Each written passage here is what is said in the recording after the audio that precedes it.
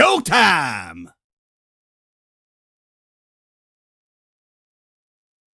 Yeah, man. What a day. What a day. What a day, God. what a day, what a mighty long day. Ooh, I had a what? wedding. I had a wedding earlier in the day, and we finished it off with some wrestling. Some good old-fashioned wrestling. Boy. And what did we get? Some wrestling. Some good old-fashioned professional wrestling. Sheesh. Oh, Real quick. but we got it. I'm laughing because I'm like, niggas got me again. Yeah. They got me again. Yeah, they did, man. They But not got me like I'm annoyed, but it's like, bro, come on. Nah, seriously. Like, hats off, but good Lord. Hats off, but good Lord. This is what happens when you have a roster full of wrestlers. A big roster full of wrestlers. Isn't that like the show was fun? Like it was points where I kind of checked out, but we definitely gonna talk about that death match though. Oh, for sure. Sure. Yeah. Talk a little bit about the wedding though. Like, shout out to homegirl Shay. She was actually on the original incarnation of this show. She finally got married to her husband Gregory. Shout out to them. Love them to life. They they had me play like top flight security. I was basically in the wedding, but not in the wedding, but I was a part of the wedding. Okay. I had to make sure people didn't act stupid and knew where they sit. So makes sense. But it was a nice ceremony. Like it was a few moments when the coordinators was about to knock me over for some reason because someone like they hired a DJ. DJ is ass. Like, bro, I don't know who this DJ was. Like, bro, I'll tell you this right now. This DJ was ass, bro. Like, I don't get it. I'm like, this is why you don't hire everybody. I'm like, bro, you a black DJ. Like, you gotta. We are already at a different. Like, we have to set a different standard. Like, we can't all be dumb at all. No. Like what you doing? What you doing? Well, what you been up to, my bro? Mostly prepping for this Thanksgiving season. Kind of. Yeah, that's next week, ain't it? It is, man. Where's the freaking year? Where is these holidays going? You blink and you're like, oh wow, it's that time already. Like, sheesh. And the way it's feeling in Georgia, man. You know, shoot, today's weather was like freaking 60s or something, like 70s. Kind of good though. Like the wedding was outside, so it was kind of like 60. It was like 66. Yeah, the sun was beaming right on me, bro. So I'm like, but the wind was going, so I'm like, that's a perfect little balance right there. So I wasn't really tripping. Me either, bro. It's just funny because you know, like again, with us being in the holiday season, usually it feels like it physically, but it still feels kind of like a late extended summer. So it's like, wait, we're in November. Like, I'm like, will this continue on my birthday coming up? Is this gonna continue? This trend gonna continue? Because usually my birthday is the cutoff, right? Yeah, it never fails. Every time my birthday rolls around, that's how I know. Exactly. Like right when my birthday happens, and my girl is my witness. She the past 2 birthdays, she has seen this. I swear to God, as soon as my birthday gets here, it gets gray, cloudy, cold, and rainy, all in one. And I'm like, well, that's when we're official. You feel me? Hey, look at that. I was security. You know, I was top flight security, not just the city, but the world, Craig. The world. You know, ready for it. Hey, you should have been top flight security for some of these folks out here in these little lines when it came to Thanksgiving shopping, boy. I tell you that much, because good Lord. Black Friday will be online only for me this year. As it should, bro, because boy. This is just the people getting the Thanksgiving food. So I can only imagine. I'm like, wow, y'all outside this time. Like 2023 has shown, like, oh, okay, so y'all ready to do this again? Okay, cool, all right. It's just like, well, bet. So yeah, I salutes. You know, we give our salutes to our heroes, our EMTs and our police officers and all the people that do what they do. We don't really give our salutes and thank yous to the workers at the Sam's Club or the Club of Sam's and the Marts of Walls. The K's of the Marts, if they're still around these days. Barely. Barely. Yeah. Well, Toys R Us unfortunately doesn't exist anymore, so I can't say y'all. But everybody else, all right, you Targets and you GameStops and all you other retailers out there, TJ Maxx and so forth. Walmart. Y'all don't get enough thank yous right now for this time of year because this is really hectic. All right. Got all these people that come out giving you attitudes and smelling like Lord knows what. But that's every day. Yes, but it's times a million on a time like this, though. This is when they really crank it up to get even extra cranky. So it's like you're just dealing with a lot, man. But I just want to extend the thank yous to the people in the retail department of life. But nonetheless, we here, baby. We got a pay-per-view to talk about. Yeah, might as well go ahead. We all caught up now. Might as well go ahead and let you guys sit back, relax, because we got a AEW Full Gear 2023. This is your official post show, so sit back, relax. We'll be right back with the official intro. Yeet. Oh yeah. Ladies and gentlemen, stand to your feet and make noise for GRESH UNLEASHED.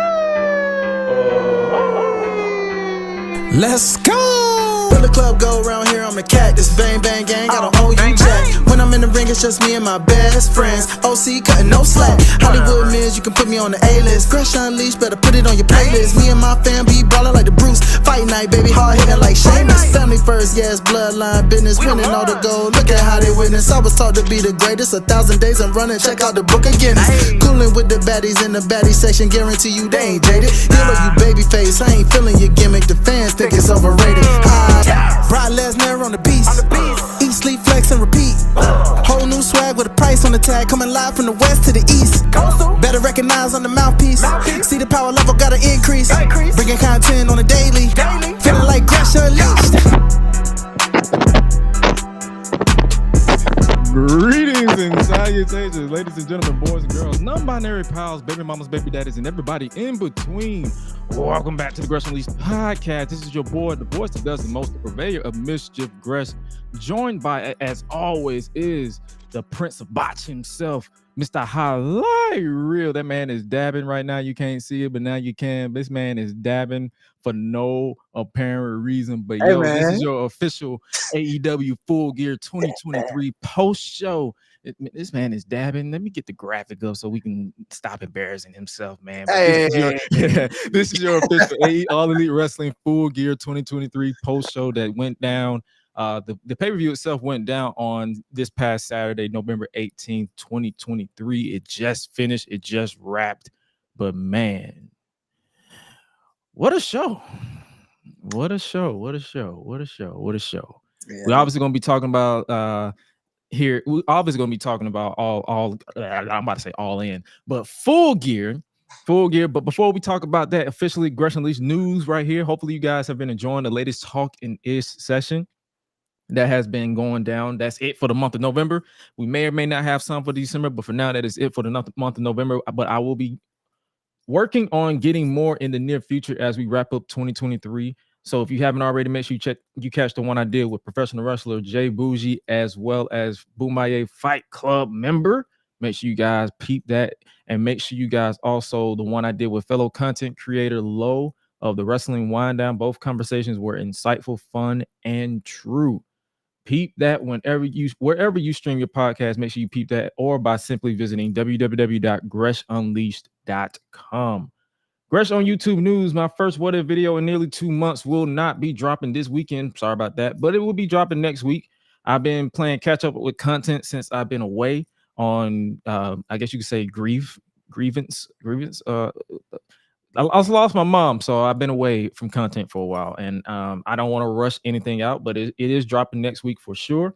And lastly, before we get into the Full Gear, before we talk about Full Gear, our third annual end of the year awards will be going down next month. For those who aren't aware or are new around here, the end of the year awards is a cross podcasting show where we basically treat it like the Slammy Awards, where we create categories and award the winners. Pretty simple. First off on the GRESH Unleashed podcast, and it concludes over on the Life's a Botch podcast. Since last year was well received, the listener's choice categories will be returning this year as well, where we will list poll options over on www.gressunleashed.com/end of year award. And you, the listener, get your voice heard. It's overall fun experience. But now, speaking of fun experience, let's look at the chat, because I see the chat is popping off. Oh, yeah. Oh, MFB said he's happy. We always going to talk about that. We're going to get there as well. He's happy that Toni Storm won the black belt, the belt back for all those actors out there. Yeah, we're going to talk about that as well. We're going to obviously talk about the main event with Jay White versus MJF. He's officially rocking the gold, because you see this man is already official. So that means I have to tuck away my gold chain, because I am no longer allowed to wear my gold chain on camera. But because for those of you who don't know, my boy Highlight Reel won the he won the predictions for this episode. So with the my generation polls. Yeah. There we go. So this man won the official predictions, but we got a lot to talk about. We might as well go ahead and start. We're gonna do what we always do. We're gonna go backwards. Might as well talk about the main event, where MJF defended the AEW World Heavyweight Championship against Switchblade Bullet Club Gold's Jay White. We heard Bullet Club Gold in the intro, so let's talk about it. For those you don't know already, MJF is still your AEW World Heavyweight Champion after getting injured during you said you missed the buy-in pretty much. He got injured in the buy-in, so that was the story that they was telling. Like, will he come back? Adam Cole even came out teasing that he was going to wrestle, even though he had fucking surgery. So it's like, I already know that's not going to happen. But the whole story was pretty much they was selling the knee. Like, Jay White was torturing this man to death with the knee, and then Max just started getting stupid. I ain't even gonna hold you. That man started getting stupid. Like, this man dived off of nothing. Like, the announce table said, "Fuck your spot." So this man did the elbow drop straight on the floor, and I'm like, bro, why? But that is so anti MJF. This tells you this is this man literally telling y'all that he is changing, literally, because he would have never done no stuff like this. I don't need to change, and I'm not finna do this shit. True. I'm not taking that spot. None of these spots. Well, yeah, there's a spot in particular from this night we know you ain't taking, buddy. I'm throwing in the goddamn towel. The towel's getting thrown in. No, I am not taking the spot. Yep, you heard it here first, folks. You know what what was your thoughts on this match? Like, from your perspective, like, did you expect this to be like a typical? Because I ain't gonna lie to you, this felt like a typical MJF match to me. It was a typical MJF match. You know, it's funny. It's not the hate, because it's not a hate when I say this. It's just a keep the same energy kind of thing. But for all of you guys out there that talk about Roman matches, this is very, very. What did you get? You got a ref bump, huh? What do you get in Roman Reigns matches? A ref bump. You got you got your MJF spot with the diamond ring, of course. We've seen that happen in some MJF matches a couple of times. Shoot, I almost forgot what the man's finisher was because of that doggone dynamite ring. I swear he went. The funny thing is with MJF, this man, his finisher is the salt of the earth. Motherfucker, your knee is hurt. Why are you going for every move that requires you to land on your knee? So true. So true. That's so true. I'm literally watching this man wrestle. I'm like, bro, you are dumb. What are you doing?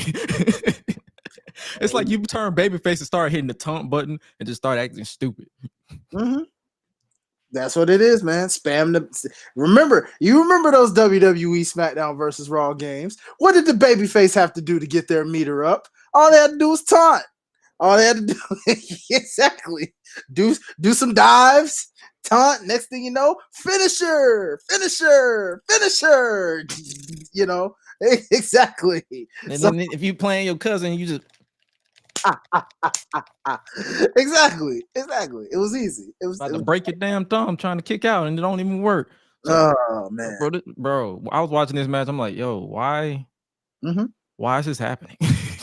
Yeah, I mean, the formula is what it was. I mean, shout out to Ken for the fact that I saw on his Twitter where he predicted the ways of maybe an Adam Cole turn here with the crutches. We did not get that, but there were moments where it was like, he might be on to something. It could possibly happen, despite the fact that my guy looked like he'd have been through hell. That brother needs to shave.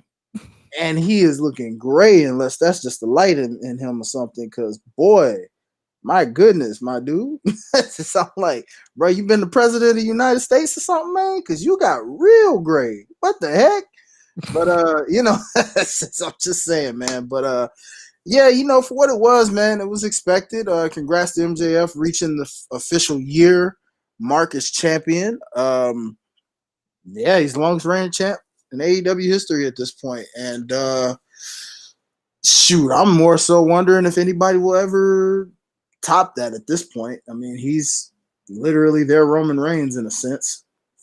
He just wrestles every week or every other week because he's a babyface. And right. It's like now, and that leaves me the question: like, do you think this is a mistake to have MJF wrestle every week? Because I feel like a lot of people was intrigued by the MJF character because he wrestled infrequently, but now that he's wrestling so much, because he literally wrestled on the buy-in or the 0 hour or whatever they call it now. Mm-hmm.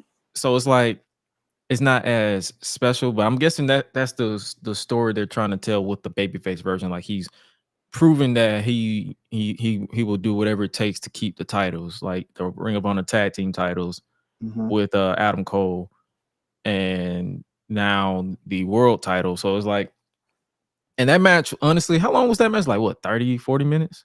20 minutes? Pretty much. It might as well have been 30 minutes because as soon as I saw them injured the leg, I'm like, oh, this is gonna be a 30-minute technical match where he's working on the leg, and that's exactly what they did. And I'm like, and then also this is a good question. I believe it was either Ken or Sure on Twitter. They was like, they're worried about MJF, the injured MJF coming out for a match, but you started advertising Adam Cole, who just had surgery on his ankle. Exactly. You see the double kayfabe, that's kind of stupid. Yeah. It's inconsistent right there. Yeah, man. That's one of those things you, I guess, have to pretend to be dumb on and actually like not notice. So basically I have to not watch the show in like 3 weeks or 3 months and then watch this and then be like, oh, okay, that makes sense.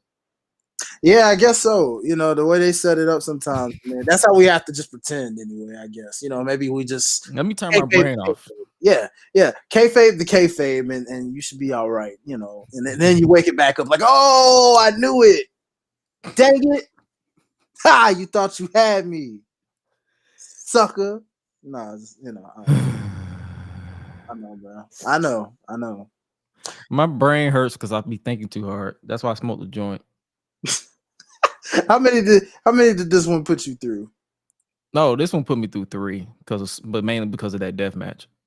Oh, okay. All right. I can imagine the ride that was. We will definitely talk about that ride. Definitely talk about that ride. But yeah, the main event, it was I'm not gonna lie to you. If I had to grade this main event, it's not my favorite main event. Yeah, I was gonna say the same. I mean, if we're talking MJF matches, this isn't like, as far as this year. I still like the Iron Man match more. For sure. I feel like none of his matches since that Iron Man match has been topped.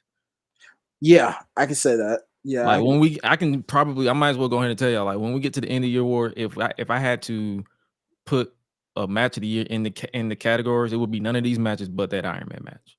Yeah, that's it. Because it's like, well, I don't know, because what he did with Kenny Omega was nice though. I ain't gonna lie. I'm talking about like that will be definitely the one that I will put in there. That will be a definite.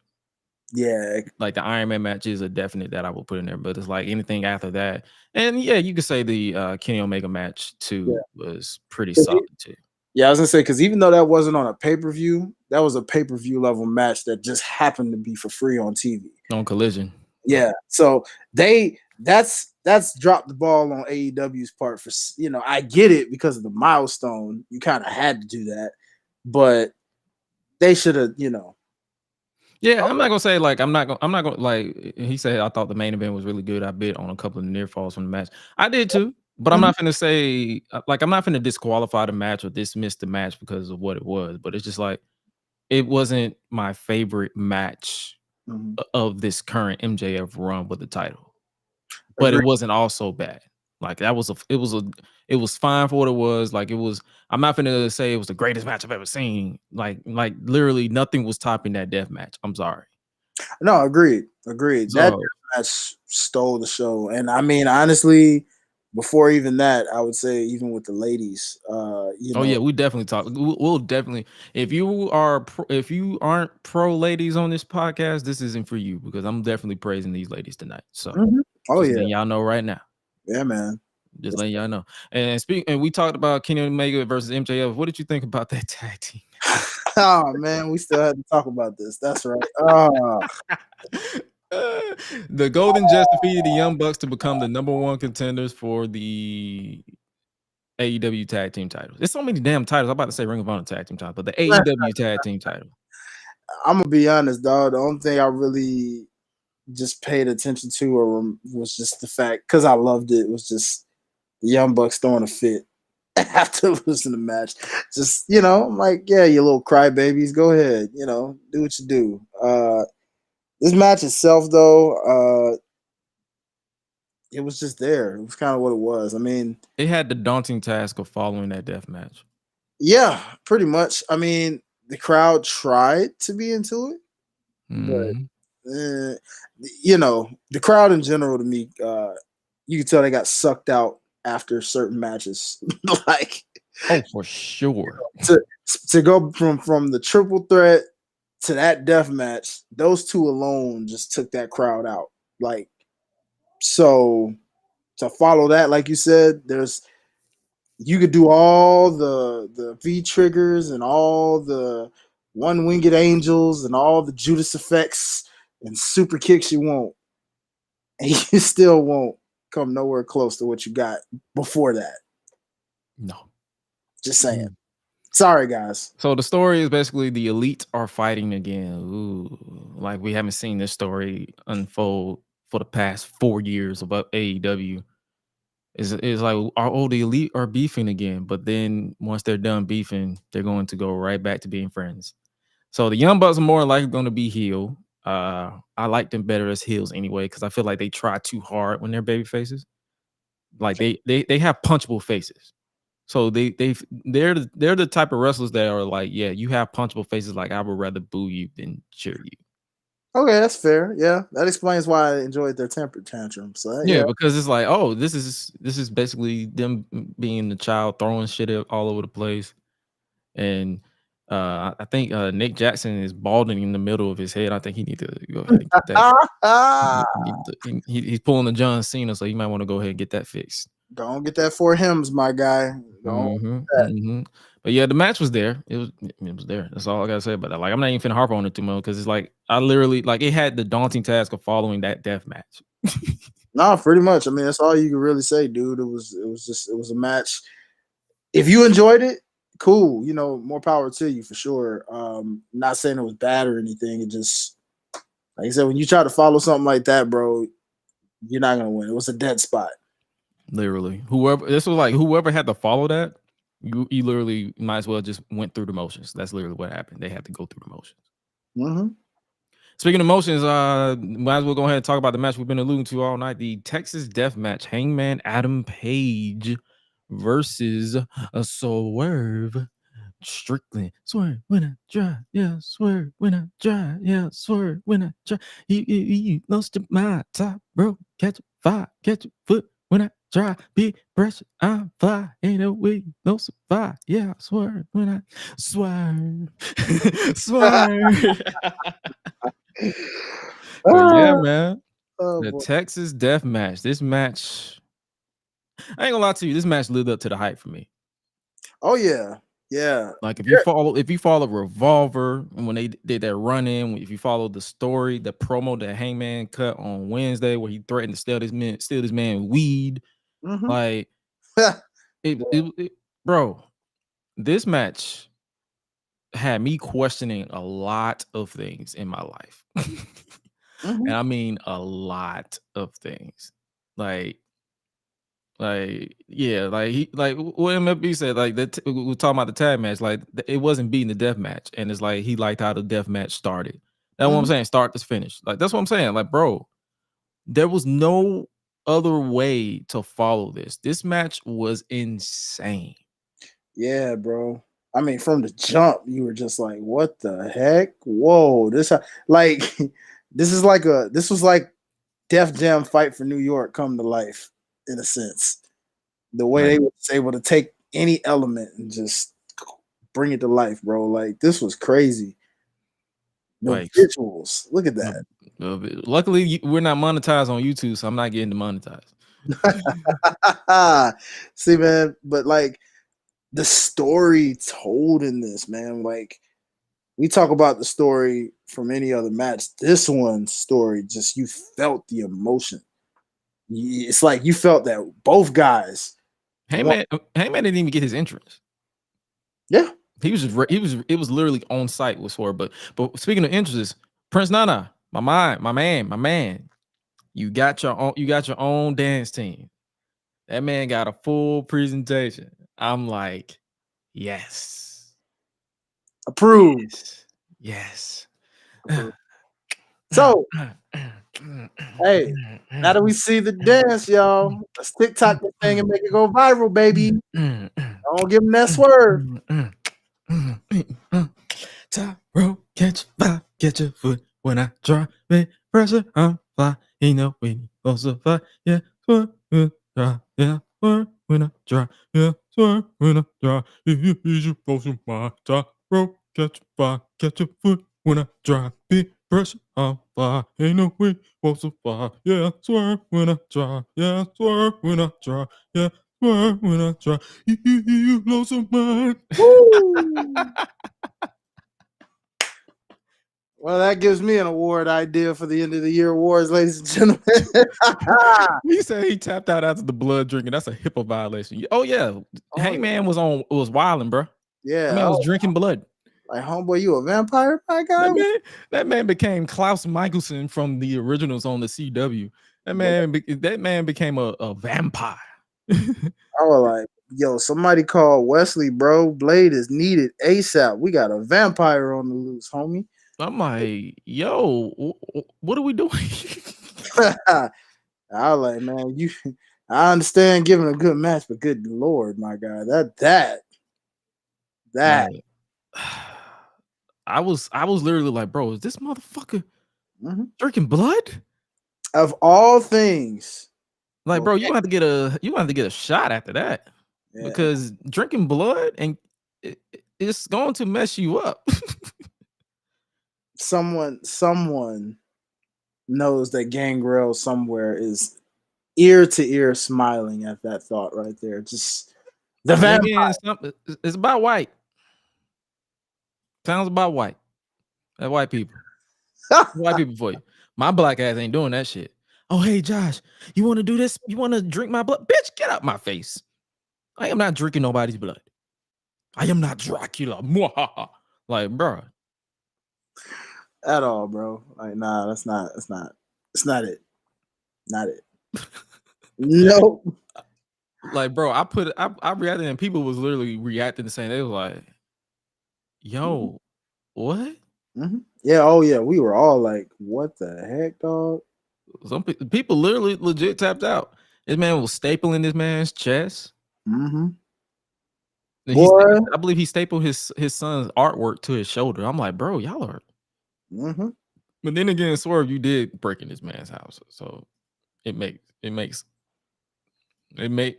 some type of sense. Like, bro, you violated a code, so I kind of get it. But man, and then Swerve became a demon. Boy, like soon as I saw this motherfucker get that side eye to this man, I'm like, oh yeah, you don't messed up, boy. It's like my boy went into his final form. You know what I'm saying? He went full demon. I'm like, bro, this is a demon. This is a demon, bro. My boy went devil gin on that mug, boy. Like, uh-oh. That was a kill. That wasn't even Swerve no more. That was kill shot. Oh man. Yeah. Good old kill shot, baby. A whole different animal, baby. But nah, they was doing a lot of like falsies, and I'm like, and then shout out to Prince Nana for pulling this man when we thought he was about to lose, and then he pulled him up and he started dancing. Yeah, for real. That crowd, you heard that pop just off that one. Like, that told you who the crowd was behind. I mean, they were invested in the entire match, but it was evident who they wanted winning this thing. Either that or they were just loving Nana that much. I don't know. Oh, yeah, we acknowledge Nana in this household. He is the tribal chief. Boy, I'm telling you, man. Like, my boy took black management to a whole new level now. That's all I'm talking about. That's what I'm saying. Like, if you're a black manager and you're not doing something similar to this, I'm not saying rip off this man's bar, word for word, bar for bar, but it's like, if you're not doing something like this to stand out, you're doing it wrong, especially if you're a black one. Well, there was one in his own way. I just don't know what the heck happened to him. Oh, yeah. Why'd they move him to the pre-show? I still never understand that. I don't know. Oh, you talking about Stoke? Yeah. I don't get it. He's the, I guess, the board of directors for Ring of Honor that nobody watches. So there's that. So there's that. I'm not finna say nobody. There's sure some people who watch Ring of Honor. I'm just not one of them. I'm like, I don't have that type of time. That's why I ain't really getting mad about certain things happening. So, but yeah, this match, boy. And then we got this visual right here. I'm definitely getting demonetized. Yeah, and look, here's the thing. This is why I said all you people who match of the year stuff and you talking match of the years, we are still in 2023 here, okay? This is now November, and we just had this. So you have no choice now but to add this to your match of the year candidate. So you might as well just go ahead, whatever ballots you had, go ahead, add that on in there, brother, because this was a whole different level of like, what did I just watch? I went on Twitter. I took that screenshot. I posted on Twitter, and boy, when I tell you, people were putting every reaction to this, it was hilarious. I don't sing it was like reparations. Yeah. Yep. That was me. It was me. I mean, boy. They like reparations. It was like, yo, this is like, because I saw a lot of people. They was bitching about like the possibility of Hangman hanging Swerve, like, because that's his thing. And I get some people's frustrations, but it's like, I don't need people getting offended on my behalf, if that makes sense. Like, it was some people who I'm like, bro, you're more offended than I am, because it's like, would it rub me the wrong way? Yes. But if both of them agree to do it, I can't lose sleep over it. That's true. So it's like, well, it'll rub me wrong, and it'll make me look at Hangman's side eye, but at the same time, I'm not gonna be out here like, oh my God, he did that. Oh my God, he did that. I'm gonna be like, oh, okay, you both approved it. All right, bet. That's for y'all to do. And it's like, I get the possible reaction to the backlash of a white man hanging a black man in a room full of screaming white people. Like, I will get, especially if that leaves wrestling Twitter. Because if you're in the wrestling bubble, you get the context behind it. But if you're outside of, you'll be like, Is that a white man hanging a black man on pay-per-view in wrestling? Like the backlash that AEW would get will be astronomical, but I'm not finna get offended about it. But at the same time, I am gonna celebrate it because recreation. Boy, yeah, I'm not gonna lie. The ancestors was looking down, dancing, and shouting like it's a praise break. Someone said it's Swerve's Juneteenth. See, man, this was definitely not an outcome I expected. Only because, as I mentioned before in our prediction episode, like with Hangman and his history, this is his match, to be completely honest, and he was undefeated up until this night in this type of match. So this is a major win for Swerve, and if this don't tell you where he's catapulted and where he's headed and the trajectory of this man being your future first black AEW World Heavyweight Champion, I don't know what does, because you don't have a match like this and not end up winning that title at some point. So time's ticking, baby. I'm just waiting for the moment. That man crawled on this man's back like a demon, bruh, after winning. And also, I forgot to mention, Brian Cage made an interference, and I was like, I was hoping you were gonna forget that, because who invited this unfinished call to this match? That was so not needed. That was my only gripe with this entire match. Still an A+, but that right there just deducted it. Like, instead of a 100, it was like a 98 because of that. Unnecessary outside interference. It's like, bruh, why? You could have kept him in the back, homie. Please, no. You know what I'm saying? But hey, it is what it is. You know. Oh yeah, you can't really do too much about that. But yeah, Swerve defeated Hangman Adam Page, and it's like, if you're not trying to make this man world champion, then I don't know what you're doing. Like, former MLW World Champion, former NXT North American Champion. Like, everywhere he goes, he's making moves. He's making it like he's busting his ass. Like, he improved. Like, he's getting bigger. Like, if you compare it to when he first showed up in AEW, what was it, 2 years ago? Oh yeah. To now, way different. Way bigger. Way different. Like, it's not like, even if you look at the entrance, you got Nana dancing with the dancers around, and he just like stand up like nothing. Like, it was like he was like the center, and you immediately looked at him. Mm-hmm. That's the presence that Swerve Strickland has about him. Like, as soon as he stands up, you look right at him. Like, you like, yo, who is this guy? So that's why I appreciate the contrast of the difference in contrast between Nana and Swerve. Like, yo, Nana is this dancing hype man that's like, yo, I got this dance. People are vibing to the song. But then Swerve is like, all right, yeah, while you doing that, I'm focused. I'm in for the kill. I'm in the zone. I'm finna whoever's in that ring right now is about to get this work. Mm-hmm. And that's what I appreciate about this entire, like, this match. Literally, like MFB said, he has that presence, that aura that makes you go, he is a star. That's what I'm saying. Like, if this man, I will say this I'm blue in the face. If this man is not in the cards to be your world champion in your company, mm-hmm. you are wasting your time, his time, and everybody else's time. Mm-hmm. He should be world champion. And I'm gonna keep it a stack. He should be the one that takes the title off MJF. If Cole is injured and he's not, whatever you're doing with this devil bullshit, because we didn't even get a reveal at the end of the show. They literally just went off the air, so there's no reveal to the devil. But it's like, if Cole is injured and that was your original plan, was to put the title on him eventually with a heel turn or whatever, if I had the pen in my hand, I would pivot and make Swerve Strickland the guy to take the title off, because it wasn't Jay White.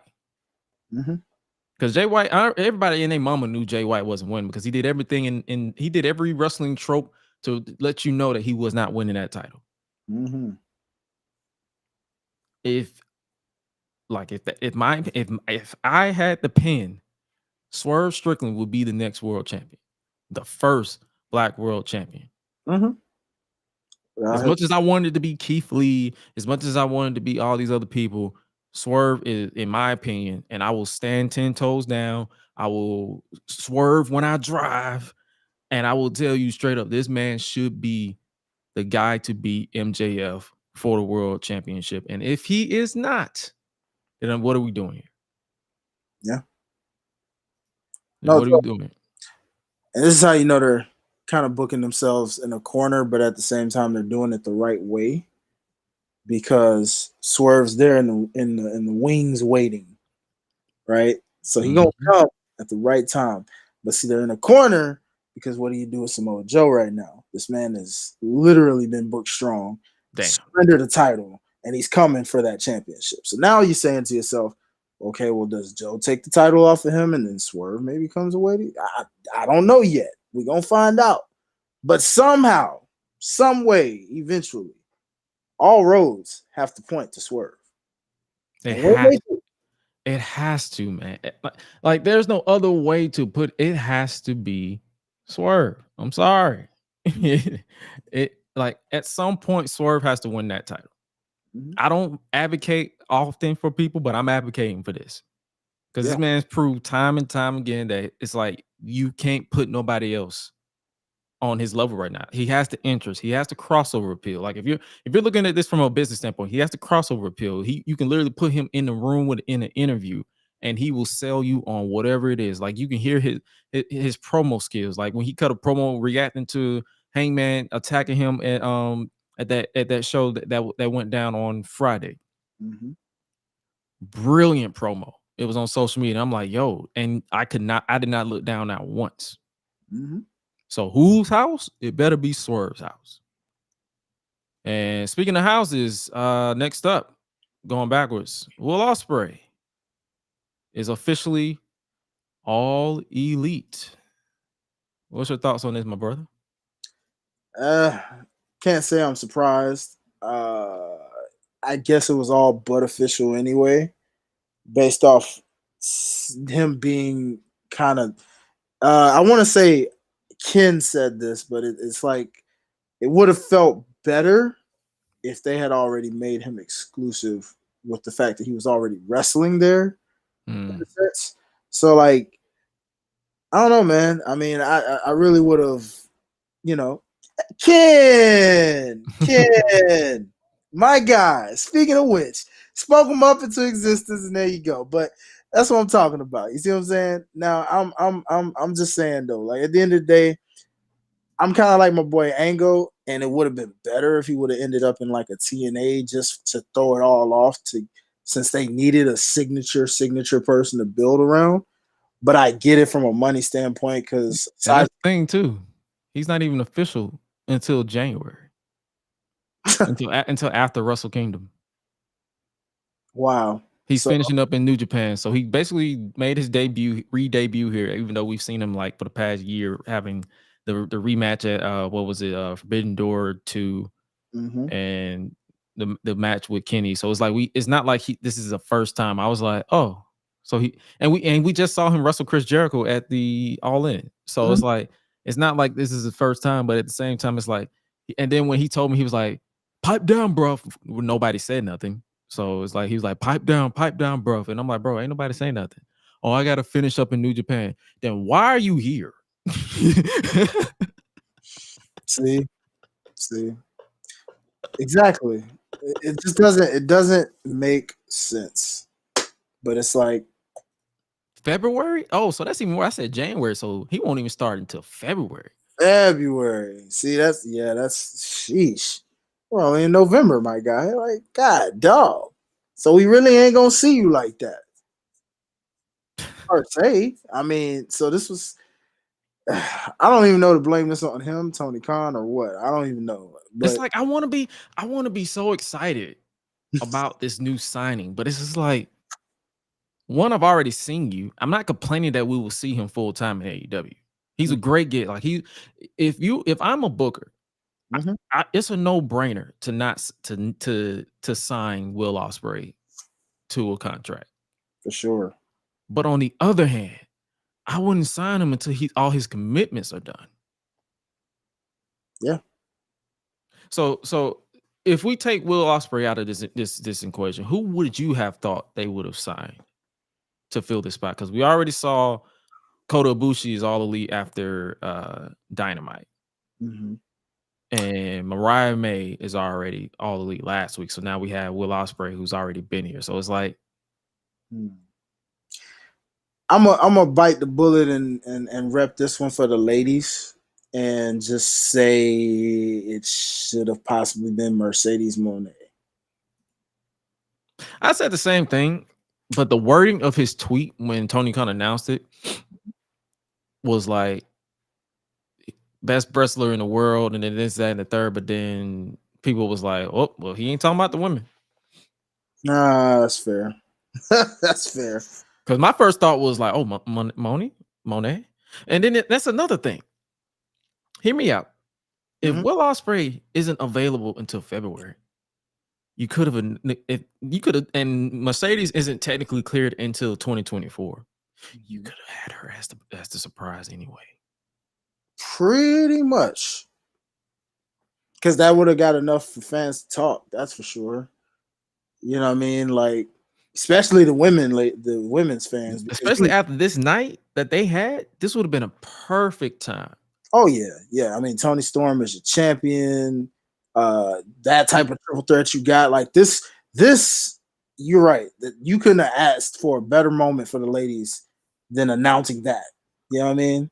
Like, yeah, so like Ken said, he agreed with you how he said I wanted him in TNA because he said he wanted to be in TNA, but if he did this from a financial standpoint, then I can't be too mad at that. Agreed. I can't be too mad at that either because let's be real, TNA can't afford it. No, if it's a financial thing. I'm hoping one day, and it's gonna be a ways off, but one day, hopefully TNA is at that financial level where they can afford people, because sometimes it's a matter of biting the bullet. You know what I mean? Like, you know how like they talk about Tom Brady, for example, and how all those years of the Patriots being as great as they were was because Tom Brady literally like didn't really get that multi-million-dollar big contract because he wanted to win. So in a case like Ospreay's, sure, you went where the money is at.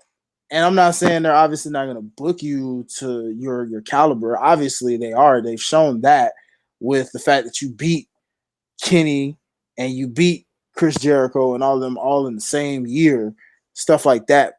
You know what I'm saying? But just imagine going and switching and changing the bar, like setting your own standard, going to a TNA, and then all of a sudden knowing WWE and AEW wanted you.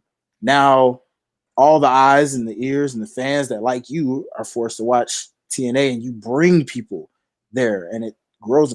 You know, I don't know. Just hopefully one day. That's why I root for TNA to actually get to that financial level. Also root for TNA to get on a network that people can watch. True.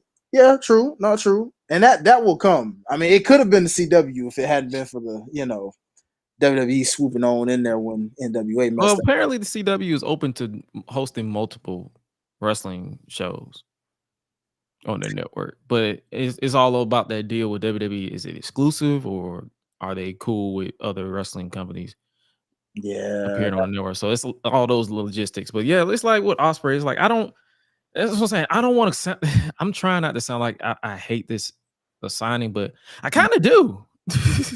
Because from a standpoint that it's like we won't see you full time until February.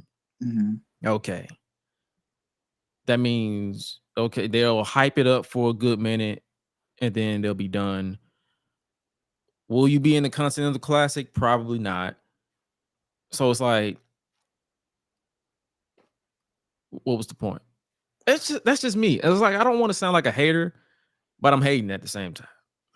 Hey, bro, I wouldn't even go against where you at with that. I mean, again, there's so many other names. And, when you mentioned this February situation, let's not even forget WWE did mass releases. There are tons of talents on 90-day clauses, by the way. So there's, which by now should be almost up. So it's like, or somewhere December 9th or something.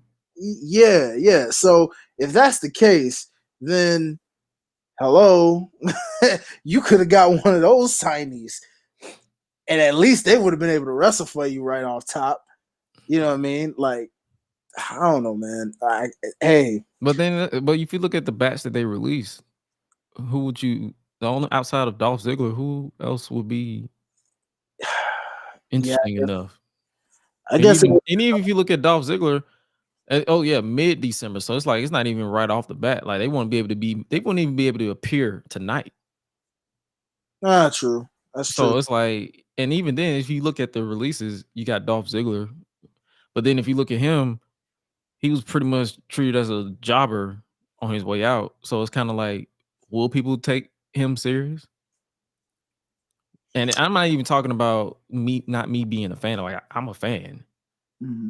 Like I've always been like he's one of those what ifs. Mm-hmm. Like he's a forever what if.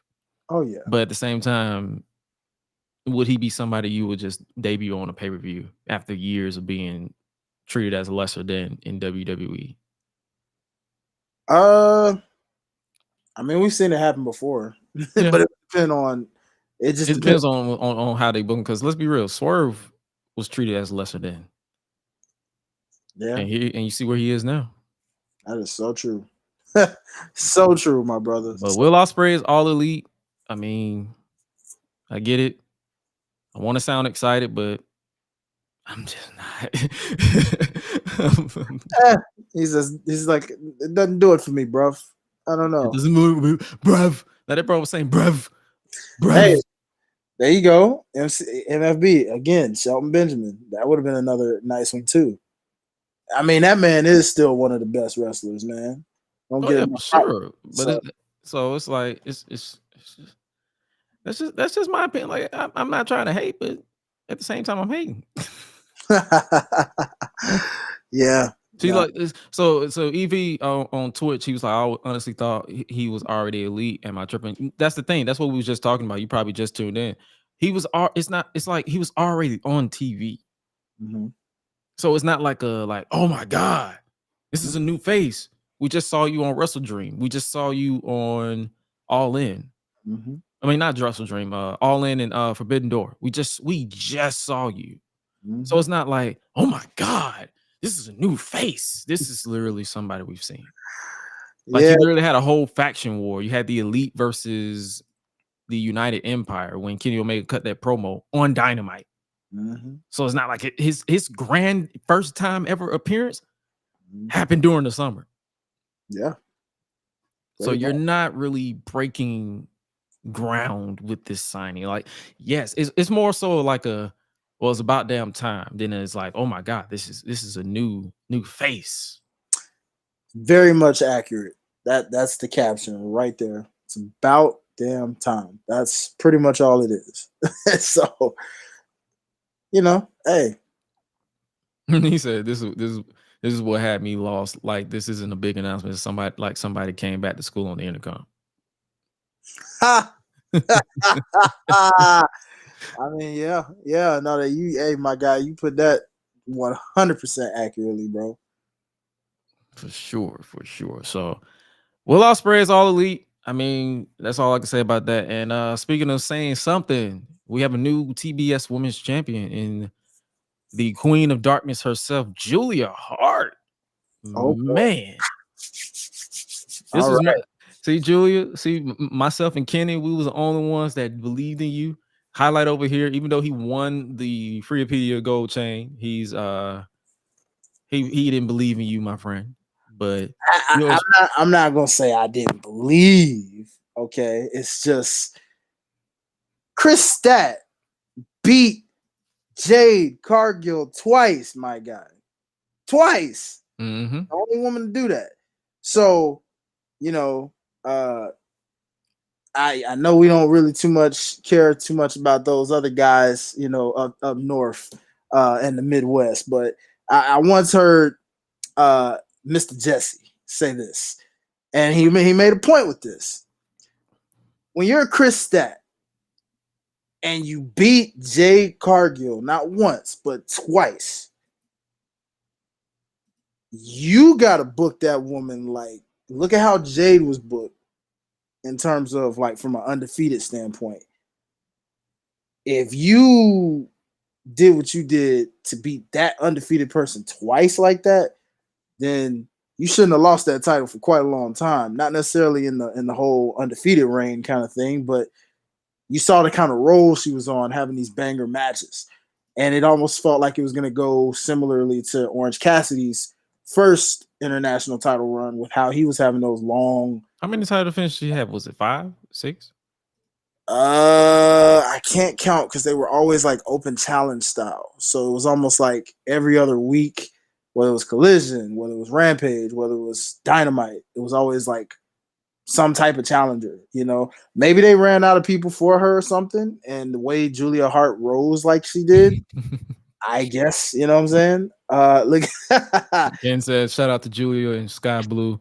I'll keep the rest of the comments in the draft. Ken, my brother, listen now. Hey, I understand. It was a whole lot of cake in this one. Not gonna lie to you, they was cooking with that cake. All three of them. God dang it! But like, shout out the Red Velvet, but they was stirring it. Stir it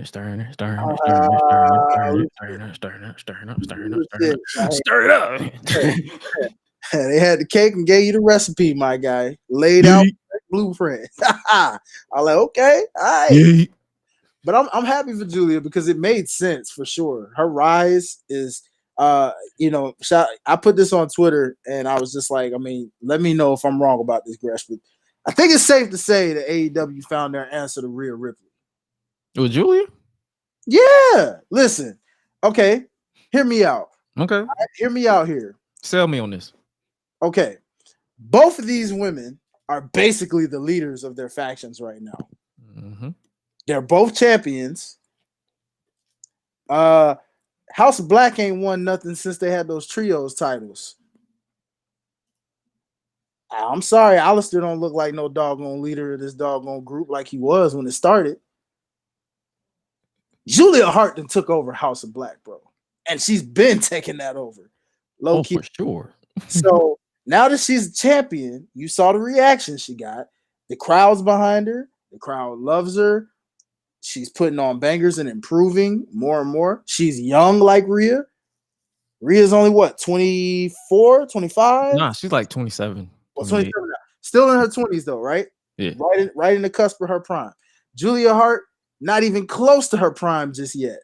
You know what I'm saying? But already rising, much like Rhea was doing before she got to her prime points now. So I don't know, dog. It feels like to me, Julia Hart is definitely AEW's answer to the Rhea Ripley effect. And I think we're about to see it. Now, I know you could argue and say, well, she's got their secondary title. But then again, well, does Rhea have? I don't know, because they don't have a mid-card title. So, in a sense, it depends on how you look at. So, yeah, Rhea is 27 and Julia is 22. Okay. So, that's not too far of a gap either. That's what I said. For them to both be in their 20s while one's on the latter half, it's kind of one of those things, bro. Two major factions. House of Black is popular to the people that like it, you know. Hey, come on now. Hey, Ken, my guy, bro, you know what I'm talking about, bro. See somebody, you feeling me, dog? I'm just no, you cooking. That's why I'm not even disregarding you. I'm like I'm cooking right now. You know what I'm saying? I just wanted to let that know because that idea literally hit me the moment she won that title. Because it's like, think about it. She, even though she didn't pin Kris Stat, the fact that she went over signifies they have their answer to the Rhea Ripley effect. So now AEW's like, okay, cool. Whoever in creative over there, they've been slowly cooking her up. They've been slowly marinating her, and they picked the right time. You know, and I want to shout out my co-hostess, Ashley, because she actually picked Julia as well. But the thing is, the reason why she picked Julia was because if you look at the last match she had with Kris Stat, when they cooked, she said, there's no way they're going to put Julia in this kind of match for her to lose after she just lost.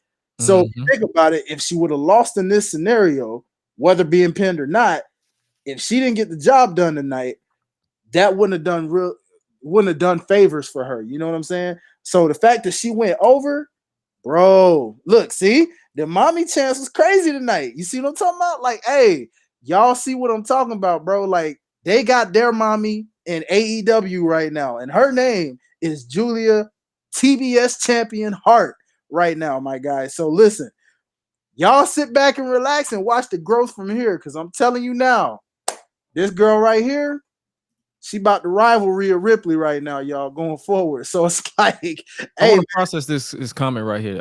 Ellie on Twitch said they got to protect her heart, though. There's no believability in her beating Stat clean, which means we won't get a rematch for months. That's the thing. She didn't beat her clean. She pinned Sky Blue. Sky was in this match just to take the pin. Like, let's just keep it a stack right there. Although you can Sky, she's another interesting one though, because they're like doing they did this whole metamorphosis for her, and it's like, yeah, like she may have ate the pin, but if you think about it, somebody had to eat the pin. So even though she took the pin, something's going on with her too, and they're gonna rise that up some kind of way. I don't know how or when. But Sky, they did have a moment during the match where Julia was upside down staring at Sky, and Sky just stopped. So it's kind of like Julia is I guess there's this battle where Julia is trying to get Sky is fighting this darkness that Julia did, because when you get the black mist, you start getting darkness. Willow got it too, but Willow's so positive, her positivity just broke free of that. Sky is a different beast. Yeah, she sort of fought through it, but she still has that little lingering control, kind of like a sire bond to the darkness. Like, you have the Queen of Darkness in Julia Hart, but then Sky is like, she's lusting after the dark, but she's not really ready to accept it yet. Oh yeah, but she's showing hints because she had a whole like new theme song. Like she stepped on the baseball cap and put a whole new crown on. Like, she's trying to take over the role as Queen of Darkness. Yeah, man. So if Tony can actually invest in this story and not bullshit around, this could literally be a compelling story. Yeah, man. We got something on our hands here, and it's like, finally, hey, no, real talk. Hey, you right, dog. This guy is gonna set the house on fire. No lie. That's kind of funny you said that, but that you cooking and didn't even realize that, dog. Because here's the thing, Sky Blue, they've been working on her just like Julia Hart, and I will give props to whoever's over the women's creative right now. Slowly but surely, y'all have been doing better with the women and telling stories. It's a slow baby step process, but we've been seeing what you've been doing with Julia. We've been seeing what you're doing with Sky. We've been seeing what you're doing with Willow, although we need her to get some more wins. But we see what y'all been doing with Willow, okay? Because she is the ultimate baby face, so it's good she didn't go dark, right? Kris Stat putting on bangers, right? Look like she gonna get catapulted to the main championship at some point. All right. When you talk about the main championship, you see what Tony's doing. All right, cool. So somehow, some way, you know what I mean? Hey, y'all keep this up, whatever y'all doing with these ladies, man, for real, because this division needs it. Yes. And they are showing it. So props to y'all. Y'all getting all the standing ovations tonight, because, boy, y'all did everything right tonight. The right person won the title, and despite the fact that I had Kris Stat winning for my own reasons, like I said, justifiable. Yeah, it was justifiable. Like, we're not dismissing Kris Stat. Like, this is a big mama Stat fan right here. So we're not finna dismiss it, but like, it's all up in the follow-up. They have to do something with Kris. Like, she has to go up. Like, she don't need to go down. She don't need to disappear. She needs to go up. Go after Toni Storm. Go after, like, solidify yourself in the division. Solidify both divisions to where there's interest in the TBS title now with Julia Hart as the women's champion, and this thing with Sky and her being the Queen of Darkness and her being AEW's Rhea Ripley. I'm not saying she's a exact replica, because let's be real, she's tiny. And right. Two different. It's more so like the mind game thing, but it's all about the follow-up. They have to make this make sense and make this relevant. So that's all I'm saying. Like, this is interesting what they're doing with Julia and them, and props to them, honestly. Like, there's no other way than and I shout out to Ellie also on Twitch. She was like, they should make her Sky Blue, what you call it? The Daenerys Targaryen, the Mad Queen of of AEW, because she's so obsessed with the darkness and she starts lusting after it and all that good stuff. Next up, we have a match that I didn't even know they made it a ladder match until literally today.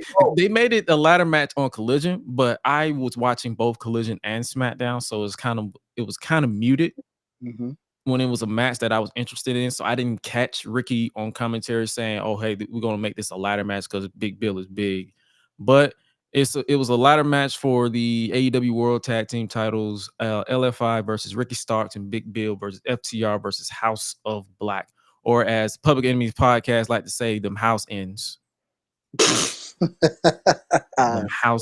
them house and Julia was representing for the house ends. Yeah, pretty much, man. What you think about this ladder match? Okay, so this was like, you know how like you go into different gears of a car. So like I'd say this one was the not necessarily neutral, let's just say the first speed before you go into your second speed. You know what I'm saying? Like it was like, okay, this is starting to set some stuff up, right? Like anytime you involve a ladder match, most time in a 4-way tag, usually it slaps, depending on the teams. And it looked like it was a nice selection of styles. Lucha, straight up striking, old school, like, you know, throwback, and then of course just a modern mix of a little bit of both. So this match was solid for what it was. What got me my favorite spot was just that power driver on that ladder, because I've never seen many people take a power driver on the ladder before. And so I wouldn't. Exactly, for obvious reasons, my brother. Like, through a ladder? Yikes. I mean, it's one thing to take a power driver on a table, maybe on a stage, maybe on the apron, but bruh, on a ladder? Dog, how is that even possible? They made that work. They made it look believable, but my goodness. Yeah, nobody wants to take that bump. If you do, more power to you, brother, because I'm not one of them. Fuck that. Fuck that. Yeah, man. No, bro, yo, this is you. That was a perfect analogy. This is literally a car crash, a freaking car crash. It was, man.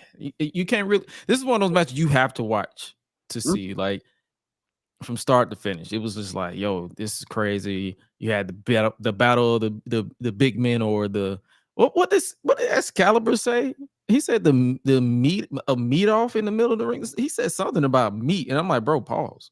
Yeah, I'm getting real sick. Some of you fickle fans out here, man, y'all starting to make me think y'all real sus out here. Okay, yeah. When these men be out here, let me get this straight. So when big meaty men are doing this, y'all want to chant meat, meat, meat, and yet when you got these big beefy women, I don't hear none of y'all. Y'all quiet as a mouse. I'm like, bruh, you getting the exact same thing except women. Okay, so let me get this straight. If men are doing it, you want to say slap that meat, or oh, meat. You want to chant that, but when women are doing it, you ain't chant. You quiet. What? Where does that make sense? Because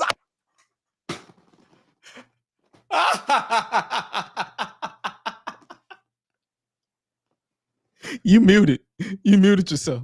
You muted yourself, bro. You just muted yourself. You muted. See, y'all done got me so passionate, I got muted from that. Okay, let me just say this again, in case you didn't hear this.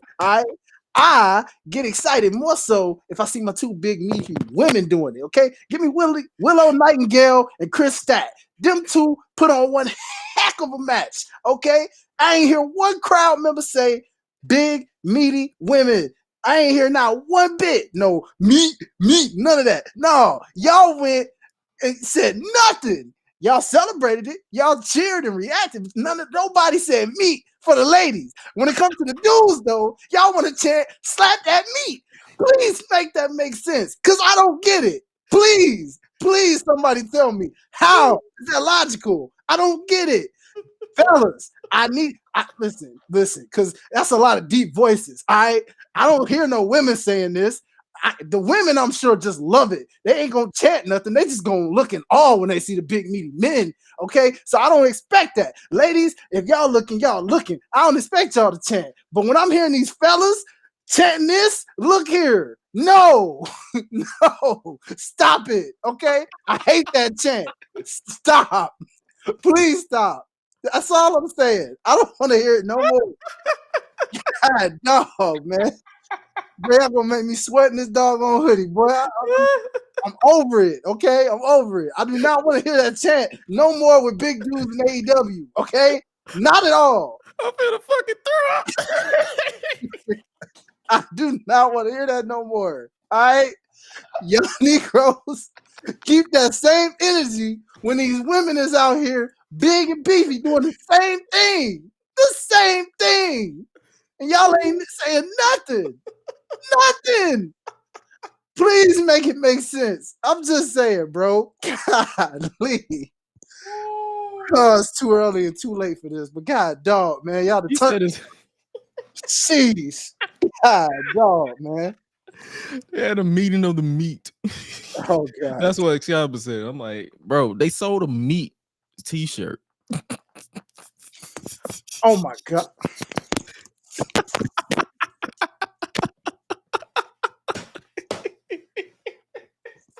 Man,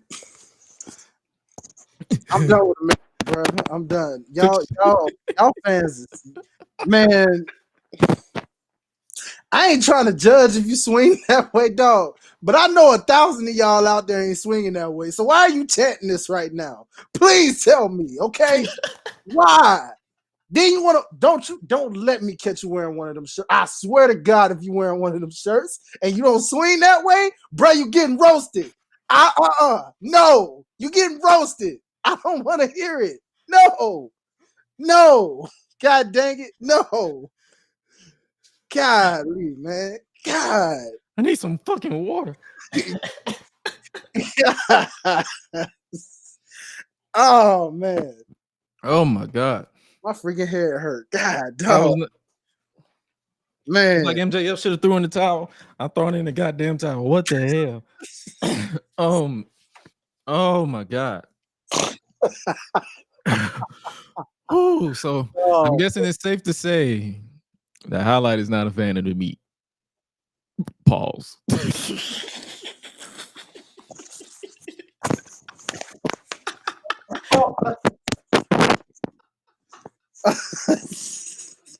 I can't with y'all, nigga.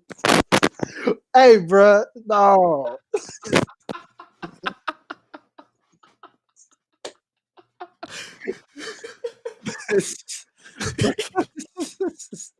Hey, go to the next match, bro.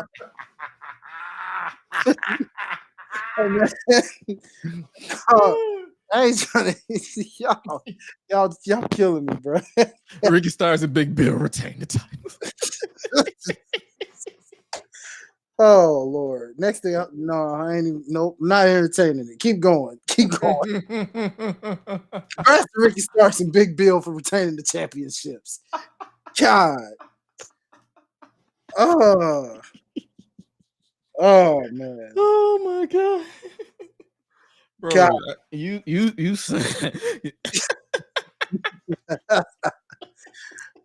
Man, I don't even smoke and I'm animated now. God dang it. See y'all. Golly, man. Y'all done animated me, fool. God, dog. But yeah, I enjoyed the ladder match. The ladder match was crazy. Like like the spots that they was taking. Malachi Black was doing his thing. Shout out to everybody who did that, but that rant was hilarious. I was not expecting that at all. Welcome to GRESH Unleashed, where you never know what you're gonna get. Oh my God. All right, no, I'm gonna be sleeping good tonight.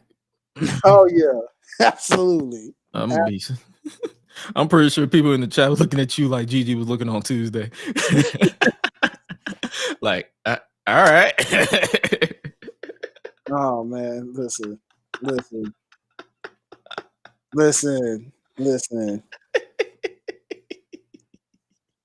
I done spoke my piece. Mic drop. I'll leave it at that.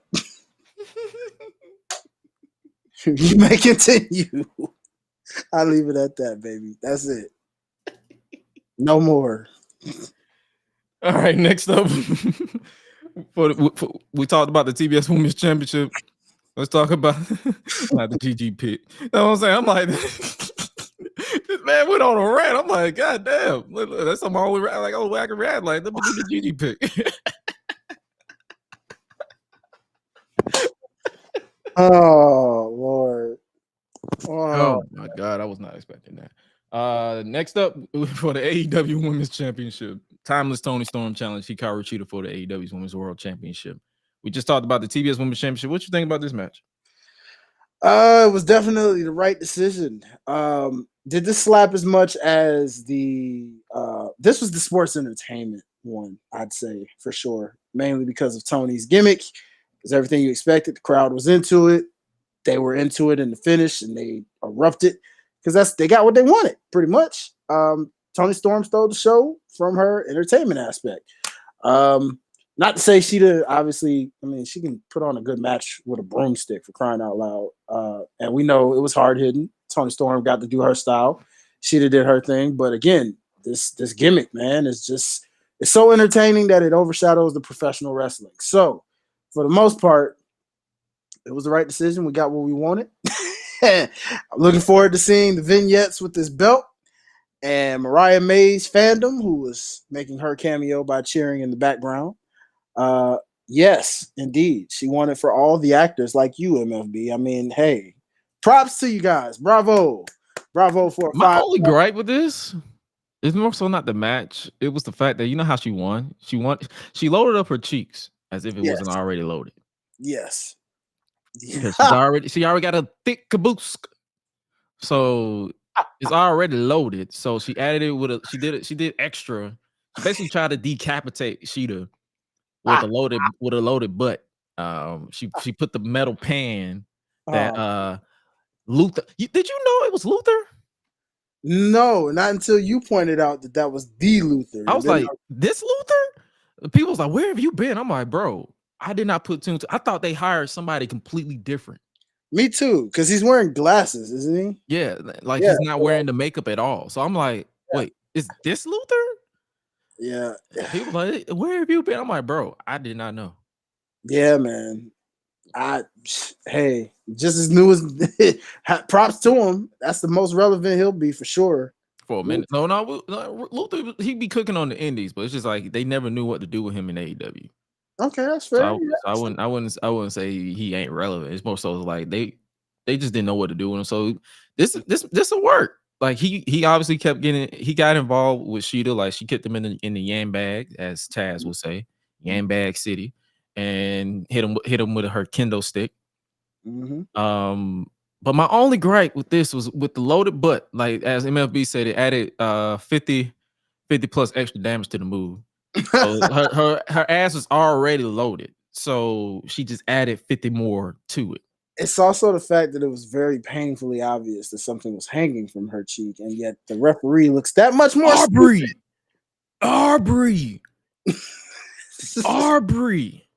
How do you not see it? She even tried to literally change it up, and it was still noticeable. You were counting the fall directly at the plate. 1, 2, 3. You were looking at, and it's like it's not a skin. It wasn't a skin tone metal plate to where it blended in with her cheeks. Nope. It looked like she had something hanging out of her ass. Pretty much. Yep. Because she was rocking booty shorts. Oh yeah. So you saw thigh. Mm-hmm. The plate was at her thigh. And I wasn't even staring at Toni that long. And I saw it in glancing. So, but you were counting for 1, 2, 3, looking right at it. Yep. And I'm like, even after the match, standing up, holding her hands up, and it's literally hanging right there. I'm pretty sure she done turned around like 3 or 4 times, and she didn't take it out of her ass until she got to the ramp. So she did all that celebrating like, bro, this entire picture where she was standing up, it was right there in her ass. Yep. So, Aubrey, ma'am, answers, please. Yeah, no. I mean, I can't even cover you for this one, Aubrey. I mean, I love you, Aubrey. You cool peoples, but I can't vouch for you. She should have counted on the other side. Then maybe. But you counted on the side where the plate was. Mm-hmm. But outside of that, I'm giving props to both women's matches because both of them absolutely killed it. You had your sports entertainment, and you had your professional wrestling, the triple threat. Pretty much. Well, in a way, both of them were technically sports entertainment because you had the character work in both matches. You had the match itself and the interference and all that stuff. Yeah, that's true. Now with Mariah May, what do you think they're going with this? Well, now it's looking more like the Mickie James aspect angle, almost. Because I was going to say the Rosa Mendez thing from the crowd, but since they did the automatic fan thing and they literally brought her to the locker room to meet her, it's leaning more towards the Mickie James kind of aspect. But then again, since they're going for that 1930-ish thing, I don't know how stalker fans were back then. None of us really do. So I guess we'll have to see. They just have to be over the top, I guess. Yeah, pretty much. She'll be riding that wave for a while before we notice some seeds planted. Yeah, she's definitely turned on Toni. Like she's definitely turned on her because it'll be something like I think I heard someone, probably Solid Monster, because he was talking about it. He was like, they could do so many things with this gimmick. Like they can have it where Toni is overworked, like her whole thing is so dramatic and pizzazz. She could be like, I'm so tired to wrestle this match, so have my understudy wrestle it, and then it'd be Mariah May wrestling. Yeah. Oh yeah, kind of throw in that Miz and Mizdow kind of situation. Like have her be an understudy and have her wrestle the matches, and that'll be a nice like way to and have her basically build this confidence to where she lets Toni take her let her guard down, and she takes everything from her slowly but surely to where she goes even further mad. Yeah, there's so many ways you can go with it. So Toni, don't rush it. Let this feud breathe. Revolution? When is Revolution? Is that February? January? I think February. That's right, because they're starting to do more pay-per-views a month now. So I gotta get so it's one in December. Yep. Yeah. So sheesh. December 30th, actually, literally before New Year's Eve. It's like the New Year's Eve to New Year's Eve. Oh boy, gotta love that one. That's gonna be fun. But yeah, so I mean, like if they push this to maybe say Revolution, it'll be hella interesting. At least to me. What you think? I can see that too, man. I'm like I said, I'm looking forward to seeing her vignettes now that she has this championship, and with the Mariah May element and the Luther element and Luther. Yeah, Luther and RJ City, even because he's a cameo in this too. All of this adds to, something, and looks like I'd almost say she's forming a stable, but it's probably just going to stick with what she's got here. I don't think any other pieces get added to it. So, yeah, this should be real interesting. I saw someone say, why didn't she just take the title from Saraya or win at All In? That would have made more sense because it's not like Saraya did anything with it. She literally did. She lost in her her second defense. Yeah. And then turned around and lost literally. Because she faced Toni Storm in her first defense. So people was like, why did she just lose it there? But I don't even know what the hell they're doing with Saraya, so who knows? Who knows, brother? Who knows? But yep, Toni Storm is your 3-time AEW Women's World Champion. I know a lot of people are mad that Shida became a transitional champion, but it's like that was pretty much expected. Like I do kind of feel bad for fans of Shida because they had to witness her be transitional champion twice. You know, sometimes there's nothing wrong with a transitional championship reign. I mean, everybody can't have lengthy runs, man. Sometimes that's just the way the thing turns. Okay, so I see what Ken's saying. He said that loss for Saraya needed to happen for Toni to go this crazy in her gimmick. So she needed to go and downright insane. So she lost to her main ops being Shida, and she lost to her supposed friend in the Outcast in Saraya. So I could get that point of view. Honestly, I can get that point of view for sure. Like, so now that argument is done, like we don't have to. Shida, sorry that you lost the title, but I mean, it is what it is. Hey, you made history. You are the first 3-time AEW Women's Champion, and now Toni just joined you in that club. So y'all in an exclusive club right now. So hey, you got that to be proud of right now. You know, it's all good. Our last few matches we'll talk about. Like, before we talk about the last few matches, what did you think about Eddie Kingston adding stakes to the Continental Classic, where he'll put his New Japan Strong title as well as the Ring of Honor World title on the line?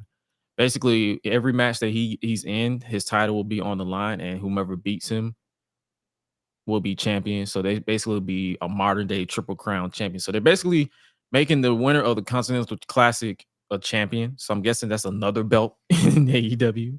Yeah, great, because that's what they needed, a whole nother belt. So it'll be they're going to make them a Triple Crown. Whoever wins the Continental Classic will be a Triple Crown champion. They'll be New Japan Strong champion, Ring of Honor World champion, and Continental Classic champion. Jesus Christ. Okay. Do we need another belt? No. In AEW? No, we do not. At all. Why? Look, I'm not ranting on I already had y'all cracking up off one. I'm not going to do this again. So I'm not even gonna go there. Y'all know. Y'all already know. No, I'm gonna go there. Y'all need to chill with these belts.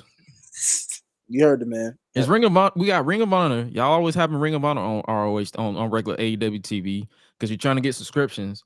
Then you got New Japan belts being defended, AAA belts being defended, and now you're adding more belts in the Continental Classic. That's like the ultimate undisputed champion in here. That's the thing. Mm-hmm. We already have a world champion in AEW. Why are we adding the Ring of Honor world title? So you're making MJF disputed. Mm-hmm. It's like, I'm the real world champion. No, I'm the real world champion. I'm the real world champion. I'm tired. It's too many goddamn belts. I'm tired. I don't have time. Like, bro, I'm not finna be on here act like I'm speaking for everybody, but my brain can't compute these many goddamn titles. Because after a while, when I look up this, if it's so many titles that I'm looking at, I only have so many fucks to give. I only have so many fucks to give in life, and I only have so many fucks to give in wrestling. If you drown me with belts, I'm not gonna give a fuck no more. We don't need as many goddamn belts. Man, keep ROH on ROH, keep New Japan Strong on New Japan, and keep AEW, and limit your belts because you got the AEW World title, you got the TNT title, the TBS title, the Women's World title, the Tag Team titles, the Owen Hart Memorial Battle, not Battle Royal, the Owen Hart Tournament champions. No, is there another tournament that I'm missing? I feel like there's more. The international title. We're gonna talk about that in a minute. You got the international title. And then you got people begging for women's tag team titles. Okay. No, too many titles. Less is more. Less is more. It's like, and then what cracks me up, whenever we bring it up, they be like, "Oh, why you always complain, bro? You want 20 titles on a TV show that's 2 hours on Wednesday, 2 hours on Saturday, 1 hour on Friday? Do you want to keep up with that? Do you want to keep up? Because you can't keep up with bitches. So you want to keep up with that, huh? All these damn titles. Look who's cooking now, y'all. See what I'm saying? 1 world title. 2 mid-card titles if you want. The TNT, the international titles. I understand that. I give you. You can have 1 exclusive to Dynamite and 1 exclusive to to Collision. 2 women's titles and a tag team title. That's it. Bro. Yeah. Why? Exactly. Bro, you right. I'm with you. You are preaching. Because dude, come on, man. Like, it don't make sense having that many you're devaluing everything. And at this point, every new title you add is a participation trophy. And nobody likes those. You see how they disrespecting the World Heavyweight title with Seth Rollins? They call that the participation trophy because Roman isn't there. They still acknowledge Roman Reigns as the undisputed champion, basically telling you that Seth Rollins is just a placeholder for when I'm not on the show. Mm-hmm. So when MJF is world champion and he's not on the show, you know who's the placeholder? The match that kicked off the buy-in, the 0 hour, the Ring of Honor world title. Bruh. Too many goddamn titles. Too many goddamn titles. And you want me to care? I like this. People try to tell you, oh my God, you have a short attention span. You goddamn right I do. I don't have that much attention to give. Mm-hmm. I'm a sucker for a story. Don't get me wrong. I love drama. But damn it, don't ask me to do too much math because I'm going to tap out. If it ain't adding, subtracted to my bank account, I'm going to tap out. Mm-hmm. Mm-hmm. Brother, come on now. That's all I can say. Like, I'm not even finna give you a full ass rant. I'm just getting straight to the point. You don't need that many goddamn titles. The winner of the Continental Classic should be the #1 contender for the world title.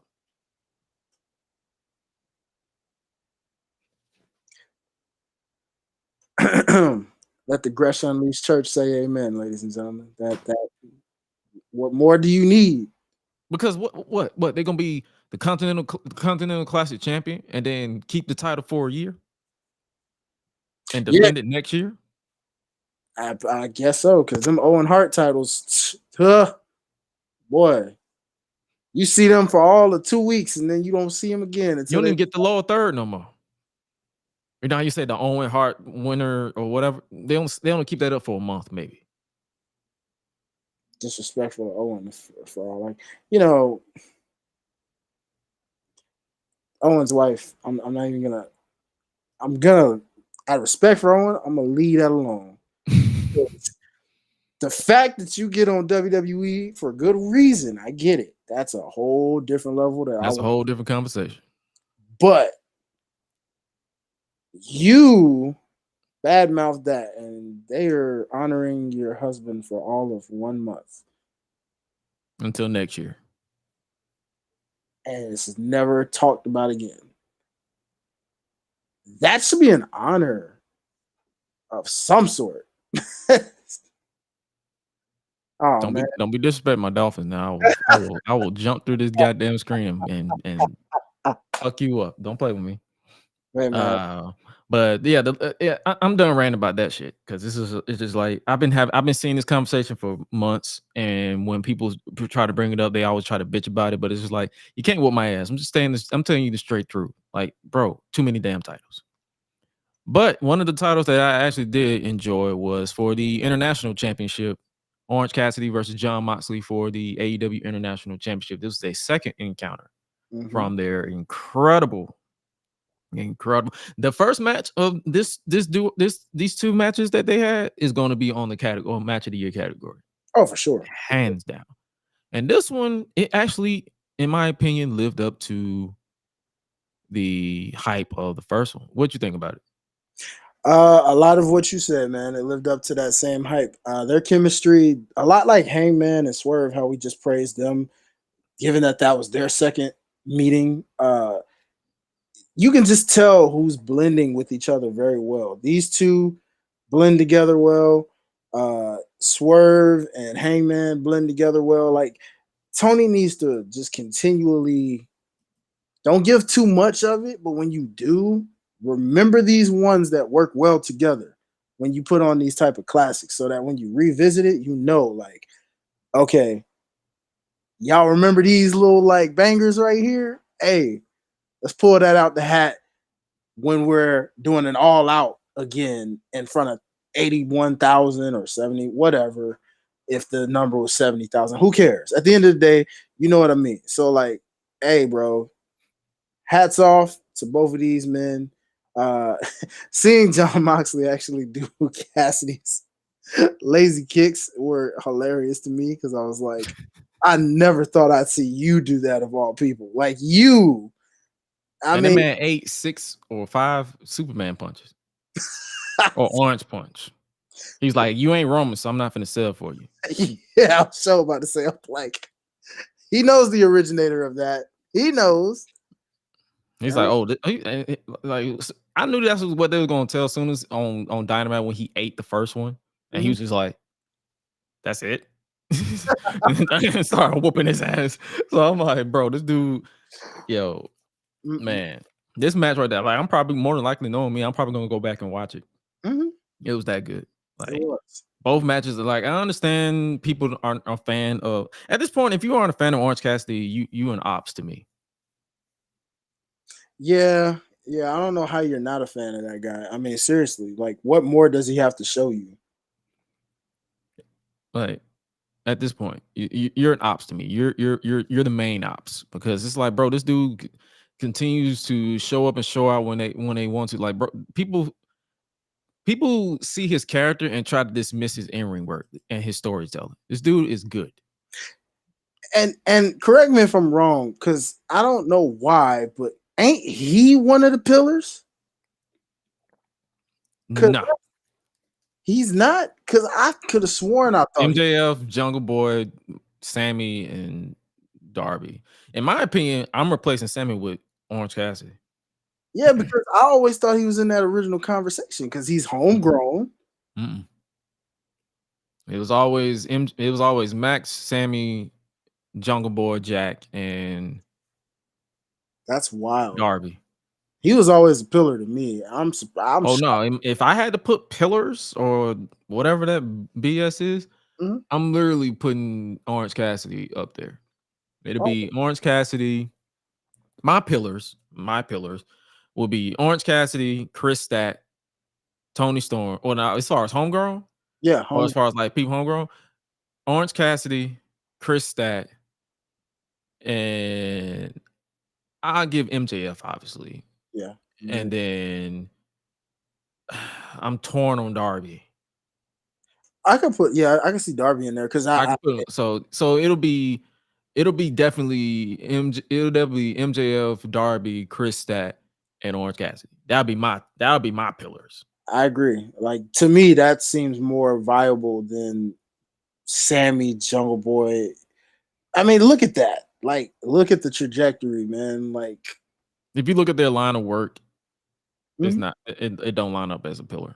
Yeah, it don't. Like, I'm not dismissing their work. Don't get me wrong. I'm not dismissing their work at all. But I'm just saying, like, consistency. Yeah. Because we're talking about in those 4 years now, going on 5 almost, right? Yep. Orange Cassidy's been there from day one. Look at how far he's come since that Battle Royal, when they had that introductory of all these characters in AEW. He didn't sink. He continued to swim, and he's right here at this point right now. At some point, one day, will likely be AEW champion. And so the thing about it is, I don't see how this man is not considered a pillar to me. Because to me, from day one, I looked at that man as a pillar. So that's why I was just like, wait a minute, hold on. How is he not one? Because before Jungle Boy to me started out in a tag team. So I'm still trying to figure out how he ended up being one. And then I'm looking at Sammy, and I'm like, well, he was in stables the majority of his career. Literally. You know? So, like, I don't get it. Like, I don't understand those two being pillars. MJF was always a solo act. Kris Stat definitely evolved into that. So I love that aspect from your opinion on that, because, again, as far as the women is concerned, OG, like homegrown, she has held it down for the women. You know what I'm saying? And so automatic put her in a pillar. And then, you know, MJF's MJF. We saw his rise. We've seen where he's at, gotten that rub. And Darby is Darby. Like I said, out of the OG 4 pillars that they say, Darby's the only other one that's like, yeah, dog, Sting has been with him literally the whole time. My only thing with Darby, I will say this though, that's why I'm glad Sting's having this retirement soon, because you got to separate him from Sting at some point. Oh yeah, for sure. I want to see this man on his complete own. No more Sting coming to save you, bro. I need you on your own. Ain't nobody talking about that enough. All right, I need you on your own, winning these matches. Most definitely. Aside from that, cool. And you speaking of Darby and Sting and all that, and them, that was our opening match, trios match. The Patriarchy, Christian Cage, Luchasaurus, and the GRESH, Nick Wayne, even though he's not, but yeah, and versus the Rated R Superstar, or as Justin Roberts was trying to say, superstar, and he said Adam Copeland. I'm like, bro, it don't hit.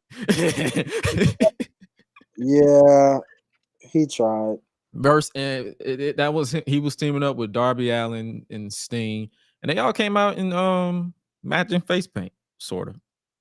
Oh man, that again. Mm-hmm. Oh man, that already wasn't. I hate when they do that. I hated it with CM Punk, and I hate it here. Please. I'm not. No. Like I says, making AEW trios debut like they didn't just have a trios match on Collision. Yeah, you're right about that. Speaking of that, when you went on your title rant, did you even mention those trios titles? I'm just saying. I'm just saying, because I just realized you didn't even mention them. Need I mind you? Everybody, you see my problem? You know what's funny? Here's a fun fact, people. You see my problem? You know, remember when I made that conversation about Julia Hart being the answer to Rhea Ripley? Well, those trios titles are the answer to the WWE Women's Tag Team titles, because you care? Did you care? Let's see. Who's the trio champions now? The Acclaim? The Acclaim, yes. Okay. And you see how that's working. They got thrown through a window. All right. Ladies and gentlemen, all I'm saying. So many damn titles. For no reason. So many damn titles. You didn't even need trios titles. You didn't. Why did you make them? For the Young Bucks. Kenny Omega. Mm-hmm. Pretty much. Anyway, I'm pretty sure you probably peeped on Twitter Christian's entrance. He had kids sing him to the ring. No, I didn't get to see that. They harmonized his entrance. So this is him representing the fact that he's their fathers too. He adopted all those kids. Oh god, he was off key like a motherfucker, but he adopted all those kids. Why? You know, that's so Christian. That is so you, Christian. What you, man? Keep doing what you're doing, because that just only you can get away with this. Anybody else can't do what you do, and if you don't get no credit for anything else in your life, Christian, Jay, sir, that right there, being the ultimate asshole of a father to fathers that are deceased. Hey. Well, mine's who's still alive. Fuck that nigga. Anyway. Well, I'm sure he would agree with you. And then, here he is now. I'll be your father, Gresh. I'll be your father. Yeah, you can adopt me even though I'm an old ass man. Like I don't need a father figure at this point, but at the same time, it's like yeah, man. Yeah, I love it. It'd be like that, man. And obviously the match was fine. Like it was a solid opening match. Obviously the baby faces won. Ric Flair old ass got involved for some reason. He started chopping. He started throwing them weak ass punches and chops to Christian, and Christian got payback for that low blow he did at the PC in 2020, and he low blow Rick. I'm like, bro, calm your old ass down. Oh God. But we got to deal with Ric Flair until Sting retires. So great, just great. Yeah. So, but yeah, the baby faces won because Christian took off running. Like that man ran through the crowd, and they obviously beat down their main ops, who's an 18-year-old Nick Wayne, who looked like a pre-Super Serum Steve Rogers. So that was that.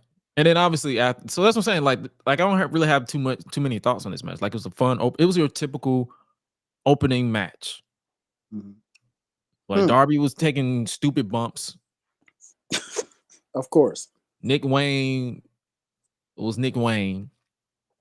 Adam Copeland was doing Adam Copeland shit. And Christian was basically carrying the interest level with his character. And Ric Flair was just there. To be there. So that's what I'm saying. Like it was a fun match. And then obviously after the match, they basically left the ring to Sting because this will be his last time competing in California because he's on this retirement tour.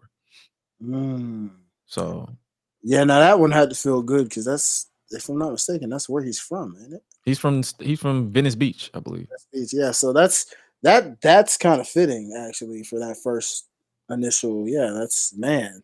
Sting inspired Ric Flair just like you inspired TK the handshake sign, bro. Oh my god. Yeah. Let's talk about that. Oh my god. Yeah. How about good one, Ken? Good one. How about? God damn it.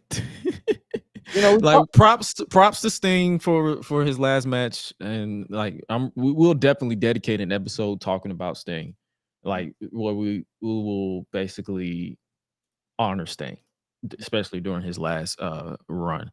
But yeah, let's talk about it, Ken. Since you brought it up, I was gonna try to avoid it. Fuck it, we're gonna talk about it today. Ronda Rousey's in Ring of Honor. Oh boy. Well, okay. That's my thought too. Because you want to know why? Do you want to know why? I don't watch Ring of Honor. I tried. I got some folks that I got love for, you know, salute to my girl Trish Dora and folks out there that you know, Shane Taylor Promotions, all them good folks. But yeah, I'm like you, man. You decide. Yeah, Ken. Yeah, that's it. That's all you can really say, man. Okay. Cool. Congrats. I don't know. Yeah, Grace, tell us. Oh, please tell us why Ronda here. Because the magic of Twitter. Listen, I was joking when I said, when I saw her make her indie debut, I said, oh, well, she's signed to AEW. I was just trolling because that's what I do on Twitter. I was trolling. And apparently Tony Khan, for some reason, likes to take opinion from Twitter. And the one suggestion that out of all the suggestions, I said, hey, let's take it. This the one he pay attention to? So now my mentions, as soon as she popped up after Collision, my mentions died. Jokers was up on me. Oh man. Dang, Gresh. You spoken into existence, brother. Oh, the one thing I speak into existence. Not Mercedes Moné. Not Hikaru Jackson into my life. I'm speaking these women, not Jada Parker into my life. I'm speaking all these women into my life. But you want Ronda Rousey? Tony. You know Tony likes his white bread, man. Anthony. That man loves his Wonder Bread. You know that. Wonder Bread, cut off the crusts, make sure it's nice and even and sliced, and and put his peanut butter and jelly in between, and there you go, Ronda Rousey. Who? Yeah, exactly. So is this supposed to draw more eyes to Ring of Honor like it did for WWE? Don't laugh. Apparently, because if you go off of this that I saw, according to Fightful Select, the hope is that Ronda Rousey's appearance in Ring of Honor can help generate some subscriptions for the Honor Club service. She's currently on a handshake deal and has not signed with AEW or ROH as of Friday night. So they want people to watch Ring of Honor because of Ronda Rousey. Oh, good luck with that. Okay. My thing is, if this was 2018 Ronda Rousey and 2010 Ring of Honor, maybe. But this is 2022, 2023 Ronda Rousey. We all watched SmackDown, the show that she was on. Nothing changed. The highlights I saw on Twitter where people was like, where was this, Ronda, when you were SmackDown with baby, she was doing the same shit. The only thing that's different was less camera cuts and the different lighting. Don't do that. No, we're not doing that. We're not finna hype up mid because she's on the indies now. No. Baby. We're not doing that. Oh, I get it. You guys want her to team with her old buddy and old friend Marina Shafir, don't you? The foot lady. Because she takes off her, get it? She takes off her socks and throws it in the ring. Or to the crowd. 2018 Ronda in 2010 to 2012 ROH would have got smoked. Yeah. Oh yeah. Let's be real. Ronda. No. Ken. She's basic. Ken, you better talk about it, sir. Let's talk. Like now as Melo says, let's talk about it. Now, see, Ken, you've been talking about us. Now you wake up the conversation. That is something to wake up, brother. That is something you wake up. See, and I think the reason why I say 2018 because people were interested in Ronda in 2018. I was interested in Ronda in 2018. Her WrestleMania match with Kurt Angle versus Triple H and Stephanie. Her run as Raw Women's Champion. They messed up the one-on-one match with Becky because she got injured. Yeah, but it's like once 2019 hit and she came back in 2022 as whatever we got. No thanks. One positive out of that was her I Quit match against Charlotte at Backlash. Yeah, and that was because of Charlotte. Yeah, Let's keep it a stat. Pretty much. Dang. So, wow, bro. I think that's all the matches. I mean, we obviously had the buy-in match where Eddie Kingston retained the ROH World title over Jay Lethal. Okay. Congrats. Claudio defeated Buddy Matthews. And Samoa Joe helped MJF retain the ROH World Tag Team titles where they injured his leg and led us to the main event that we already talked about. So the buy-in was the buy-in. What to say? She was actually kind of good, mostly because she spent time sparring with Natty and TJ. That's what I'm saying. 2018 to 20, she still would have got smoked in ROH if it was prime ROH or 2010 to 2012 ROH. So let's just keep it a stack right there. No matter who she was sparring with, she still would have got smoked. Just like Snoop quit smoking, she would have got smoked. Huh. God dang. Because her ass would have been grass. Yeah, pretty much. But I'm guessing that's all we got to talk about. And that was your official AEW Full Gear post show. You said, why bring Snoop into this? Hey, it was a nice little punchline. I had to transition. Like, Snoop hurt the world when he said he's going to quit smoking. But that was your official AEW Full Gear 2023 post show. Hopefully you guys enjoyed kicking it with your boy. It's literally 2 a.m. The show ended late because it's an AEW pay-per-view, of course.